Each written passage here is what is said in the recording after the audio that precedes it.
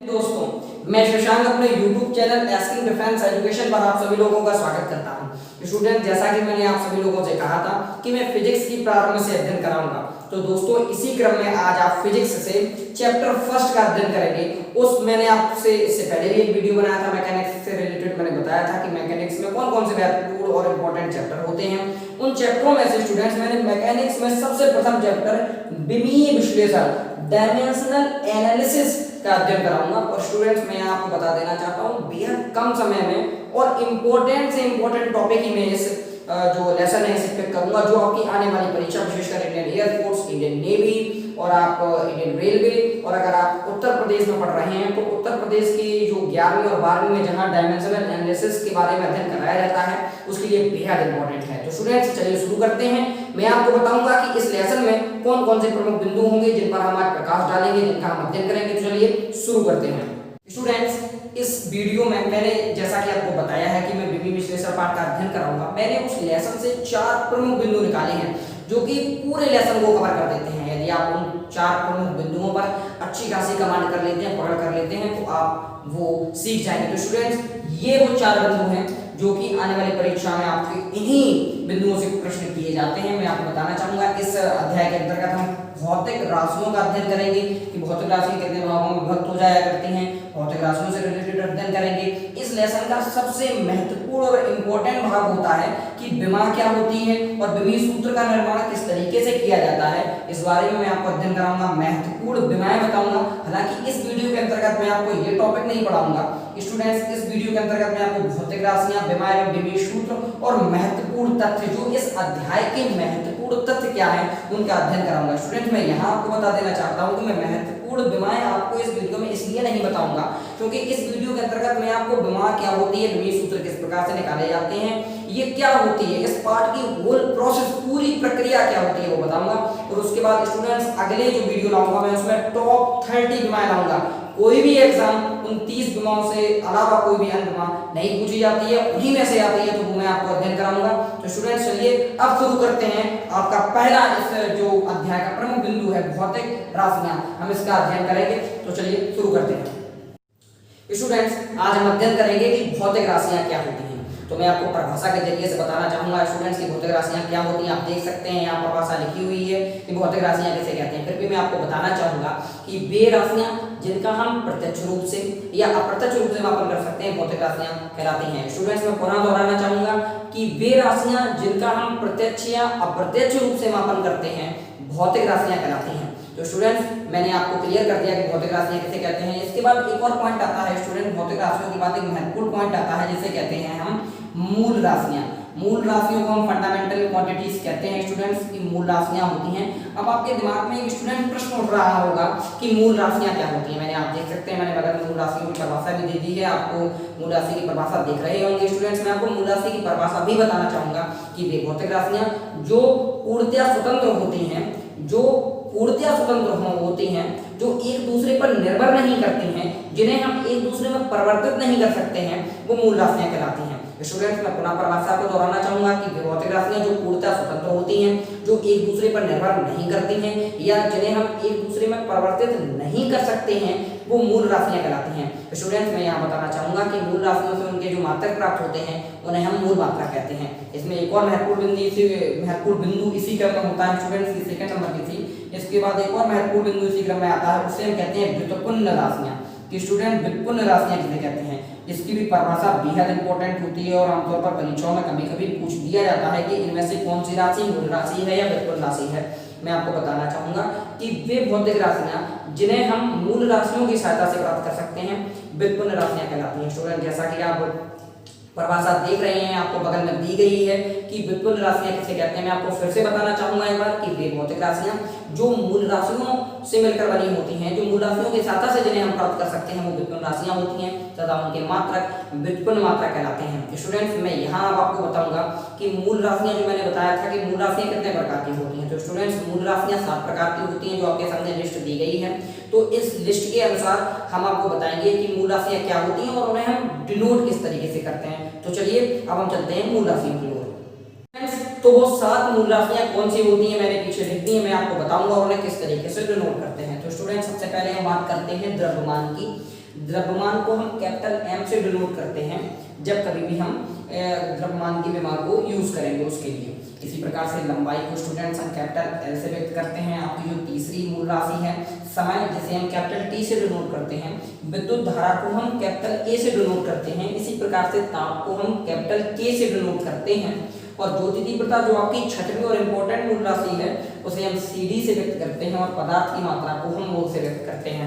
Students यहाँ एक बात जानना बेहद इंपॉर्टेंट हो जाता है कि आपने यहाँ पे अगर गौर किया होगा, इस पूरी जो साथ के साथ मूल राशियां मैंने आपको दी हुई हैं, इनमें सभी के साथ बिग ब्रैकेट लगा है, बड़ा कोष्टक लगा है। इस कोष्टक को हम स्टूडेंट्स गुरु कोष्टक भी कहते हैं। याद रखिएगा, कोई भी विमा हो जब तक आपकी गुरु कोष्टक में नहीं लिखी जाएगी, इस कोष्टक का जो नाम होता है स्टूडेंट्स वो गुरु कोष्टक होता है। इंग्लिश में हम इसे बिग ब्रैकेट कहते हैं, बड़ा वाला जो ब्रैकेट होता है बिग ब्रैकेट कहते हैं आगे जाके स्टूडेंट्स इसे हम। तो जो विमा होती हैं स्टूडेंट्स वो बिग ब्रैकेट अर्थात गुरु कोष्टक के अंतर्गत ही लिखी जाती हैं। मान लीजिएगा आपने विमा सही लिखी है परंतु आपने ये कोष्टक नहीं लगाया है तो आपके वो विमा गलत मानी जाएगी। तो स्टूडेंट्स मैं आपको फिर बताना चाहूंगा, जब भी आप विमा से संबंधित कोई भी चीज पढ़ते हैं या विमा निकालते हैं तो उसे हम बिग ब्रैकेट में बंद कर देते हैं। स्टूडेंट्स यहाँ मैं इसके बाद आपको बताऊंगा कि इन मूल राशियों की सहायता से हम व्युत्पन्न राशियां किस तरीके से प्राप्त करते हैं वो भी अभी आपको मैं बताऊंगा।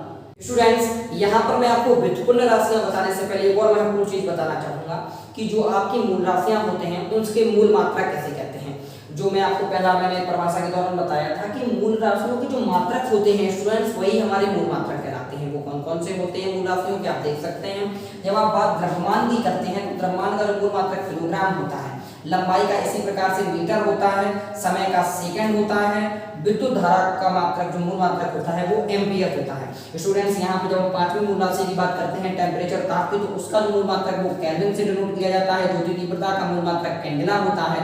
और पदार्थ की मात्रा का जो मूल मात्रक होता है स्टूडेंट्स वो मोल होता है। तो स्टूडेंट मैं आपको यहाँ बताना चाहूंगा ये 7 बेहद इंपॉर्टेंट मूल राशियां होती हैं। इन्हीं से व्युत्पन्न राशियों का निर्माण होता है और ये इनके मात्रक होते हैं और इनके ही मात्रक के जरिए हम व्युत्पन्न मात्रकों का भी निर्माण कर सकते हैं और किया भी जाता है। तो स्टूडेंट्स अब हम देखेंगे कि व्युत्पन्न राशियां कौन होती हैं और वो कैसे बनती हैं।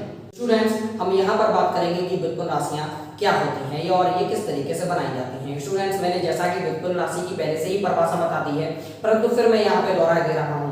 वह भौतिक राशि जिसे हम भौतिक राशियां जिन्हें हम मूल राशियों की सहायता से प्राप्त करते हैं व्युत्पन्न राशियां कहलाती हैं। आप इन्हें किस तरीके से प्राप्त करते हैं स्टूडेंट्स आप देख लीजिएगा। मैं यहाँ आपको बता रहा हूँ, जैसे कि मैं एक राशि ले रहा हूँ बल, और जब हम बल को किस तरीके से प्राप्त करते हैं स्टूडेंट्स एक फॉर्मूला होता है, बल बराबर होता है द्रव्यमान इंटू त्वरण। तो यहाँ पे आप देखिए स्टूडेंट, जो यहाँ पे जो आपका द्रव्यमान मूलतः मूल राशि होती है, तो बल जो है वो व्युत्पन्न राशि है। तो बल को प्राप्त करने के लिए हमें द्रव्यमान अर्थात मूल राशि की आवश्यकता पड़ी है। इसी प्रकार से स्टूडेंट्स एक हम सेकंड नेक्स्ट टॉपिक देखते हैं, वहाँ पे कार्य के बारे में बात करते हैं कि कार्य क्या होता है। कार्य का स्टूडेंट्स होता है बल इंटू विस्थापन। अब आप यहाँ पे देखिएगा, ये भी बेहद इंपॉर्टेंट है। जिस तरीके से देखिएगा स्टूडेंट्स आप कि यहाँ जो बल था, बल को प्रयोग करने में द्रव्यमान का यूज हुआ है। बल की जो हम फॉर्मूला निकालते हैं उसमें द्रव्यमान का प्रयोग किया गया है। तो इसी प्रकार से स्टूडेंट जब आप यहाँ पे देखिएगा कार्य को, तो कार्य वाले में हम बल की जगह द्रव्यमान इंटू त्वरण लिख सकते हैं, यानी कि या तो प्रत्यक्ष रूप से या अप्रत्यक्ष रूप से यहाँ पर भी मूल राशि का योगदान दिया जाता है। स्पष्ट कर देना चाहता हूँ स्टूडेंट्स मैं यहाँ आपको तीसरी वाली एक बेहद इंपॉर्टेंट सामर्थ्य बराबर स्टूडेंट्स सामर्थ्य बराबर होता है आपका कार्य गुणन समय। स्टूडेंट्स इन तीनों व्युत्पन्न राशियों से यह स्पष्ट हो जाता है, चाहे वो आपकी बल हो, आपका कार्य हो या फिर सामर्थ्य राशि हो, इनसे यह स्पष्ट हो जाता है कि इन राशियों का जो निर्माण होता है वो कहीं ना कहीं मूल राशियों के माध्यम से ही किया जाता है, चाहे वो द्रव्यमान का प्रयोग किया गया हो या समय का प्रयोग किया गया हो। तो हम कह सकते हैं कि व्युत्पन्न राशियां जो होती हैं वो मूल राशियों से मिलकर ही बनी होती हैं। अर्थात हमने इस फॉर्मूले के जरिए ये भी सिद्ध कर दिया कि जो हमारी परिभाषा थी वो बेहद सही थी। स्टूडेंट्स इस टॉपिक में हमारा जो सेकंड वर्तन था, जो सेकंड नंबर का था, वो तो हमारा विमा अर्थात डायमेंशंस। तो विमा क्या होते हैं स्टूडेंट्स आप परिभाषा देख सकते हैं जो साइड में लिखी हुई है। विमा की परिभाषा मैं बता ही देता हूँ फिर भी आपको पढ़ के कि विमा किसी भौतिक राशि की विमाएं वे घातें होती हैं जो उसके मात्रकों को व्यक्त करने के लिए मूल मात्रकों पर जमाई जाती हैं। मैं पुनः दोहरा देना चाहता हूँ स्टूडेंट्स कि किसी भौतिक राशि की विमाएं वे घातें होती हैं जो उनके मात्रकों को व्यक्त करने के लिए मूल मात्रकों पर चढ़ाई जाती हैं। मैं स्टूडेंट्स एग्जाम्पल के जरिए से आपको बताना चाहूँगा, जैसे कि अभी हमने पढ़ा था कि जो बल होता है वो द्रव्यमान और त्वरण से मिलकर बना होता है, त्वरण से मिलकर बना होता है। यहाँ स्टूडेंट्स ये जानने वाली चीज है कि जो आपका द्रव्यमान है वो ज्यों का त्यों रहता है, जो हमारा त्वरण होता है ये हमारा मीटर प्रति सेकेंड स्क्वायर से मिलकर बना होता है। तो स्टूडेंट्स अब आप गौर करिएगा, यहाँ पे द्रव्यमान की पावर 1 है, यहाँ द्रव्यमान मीटर की घात 1 है। जब हम सेंटीमीटर सेकेंड को ऊपर ले जाते हैं तो वो 2 हो जाती है। इस प्रकार से हम इसे लिख सकते हैं, द्रव्यमान की जो पावर होती है घात 1 होती है, मीटर की भी 1 होती है, और जो सेकंड हमारा अपॉन में था इसे ऊपर ले जाएंगे हम तो सेकंड की पावर -2 हो जाती है। तो स्टूडेंट्स यहाँ से हम देख सकते हैं कि जो हमारी बल की विमा क्या होगी। तो स्टूडेंट्स द्रव्यमान को हमने कहा था आपको कि कैपिटल M से डिनोट करते हैं और गुरु कोष्टक में लिखते हैं, तो इसकी पावर 1 हो गई, यहाँ पे इसी प्रकार से L की पावर 1 हो गई और यहाँ T की पावर -2 हो जाती है। अब हम संयुक्त रूप से देखते हैं कि बल की संपूर्ण विमा क्या होती है। तो स्टूडेंट्स इन सभी को हम एक ब्रैकेट में लिख लेते हैं। M की हमारी पावर 1 है, घात 1 है, हमने लिख लिया। यहाँ पे L लिख लेते हैं और T की पावर -2 आ जाती है, अर्थात हमें यहाँ से बल की विमा स्पष्ट हो जाती है। तो स्टूडेंट्स ये विमा होती है, मैंने आपको परिभाषा बताई, एग्जाम्पल के जरिए से फॉर्मूला बताया। तो चलिए अब हम अगले टॉपिक पर चलते हैं, विमीय सूत्र पर, कि विमीय सूत्र क्या होता है। स्टूडेंट्स यहाँ पर हम बात करते हैं विमीय सूत्र की, डायमेंशनल फॉर्मूले की, कि आखिर विमीय सूत्र क्या होता है। हमने विमा निकालना सीख लिया, अभी हमने आपको इससे पहले बताया। अब हम बात करते हैं कि विमीय सूत्र क्या होता है। स्टूडेंट हम विमीय सूत्र के बारे में कहते हैं कि विमीय किसी भौतिक राशि का विमीय सूत्र, आप यहाँ पे परिभाषा देख सकते हैं और उसको मैं अब डिफाइन भी कर रहा हूँ कि किसी भौतिक राशि का विमीय सूत्र वह व्यंजक होता है जो यह प्रदर्शित करता है कि उस भौतिक राशि की विमा में मूल राशि की कितनी विमाएं सम्मिलित होती हैं। स्टूडेंट्स मैं फिर से दोहराना चाहूंगा कि किसी भौतिक राशि का विमीय सूत्र यह प्रदर्शित करता है कि उस भौतिक राशि की विमा में मूल राशि की कितनी विमाएं सम्मिलित होती हैं। एग्जाम्पल के जरिए से मैं बताना चाहूंगा, जैसे कि अभी स्टूडेंट्स इससे पहले हमने बल की निकाली थी, तो बल की हमारी जो विमा निकली थी वो mLT-2 निकली थी। स्टूडेंट्स इस विमीय सूत्र का मतलब ये होता है कि यहाँ पे किस भौतिक राशि की कितनी विमाएं के सहयोग से ये निर्माण हुआ है। यहाँ पे आप m देख लीजिए, जो द्रव्यमान है, द्रव्यमान m इसकी 1 थी और L लंबाई में भी 1 लिया गया था और समय का -2 था। तो स्टूडेंट इस प्रकार से स्पष्ट हो जाता है कि किसी भी भौतिक राशि के निर्माण में मूल राशियों की जो योगदान है वो क्या रहा, तो इस प्रकार से स्पष्ट हो जाता है। तो स्टूडेंट्स मैं यहाँ आपको बताना चाहूंगा, इस लेसन में आप पढ़ चुके हैं भौतिक राशि। भौतिक राशि के बाद आपने भौतिक राशि से संबंधित मूल राशियों का अध्ययन किया, मूल मात्रकों का अध्ययन किया, व्युत्पन्न राशि का अध्ययन किया और उनके द्वारा बने मात्रकों को व्युत्पन्न मात्रक कहते हैं और उनका भी आपने अध्ययन किया। फिर आपने विमा पढ़ी और आपने विमीय सूत्र पढ़े।